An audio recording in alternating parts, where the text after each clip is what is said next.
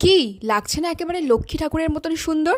আরও একটা shoot story তোমাদের সাথে শেয়ার করতে চলে এলাম। আজকে তোমরা দেখতে পাবে যে কেমন করে আমি একটা দারুণ লুক ক্রিয়েট করেছি, টোটালি ডিফারেন্ট একটা look। আসলে মডেল যখন ফিক্স করি তখন অনেক কিছু মাথার মধ্যে ঘোরে, কোন লুকটা সেই মডেলের সাথে যাবে বা আমি সেই লুকটাকে জাস্টিফাই করতে পারবো কি না, তাছাড়াও কোন ড্রেস কোন জুয়েলারি পরালে সেই লুকের সঙ্গে যাবে, এগুলো অনেক কিছু মাথার মধ্যে ঘোরে। তবে আমি এবারে ভেবেছিলাম একটা ওয়েস্টার্ন লুক করব, কিন্তু এক রাতের মধ্যেই আমি কিভাবে সেই ওয়েস্টার্ন লুক থেকে একটা টোটালি ডিফারেন্ট লুকে চলে এসেছিলাম। আমি বরাবরই ট্র্যাডিশনাল লুকটাকে বেশি প্রেফার করি। ওয়েস্টার্ন লুকটা ঠিক আছে, তবে ট্র্যাডিশনালের মধ্যে যে একটা ব্যাপার থাকে আর তার সঙ্গে ওই কলকা, যেটা আমার স্পেশালিটি, আমি সেটা সমস্ত লুকের মধ্যে ফুটিয়ে তোলার চেষ্টা করি।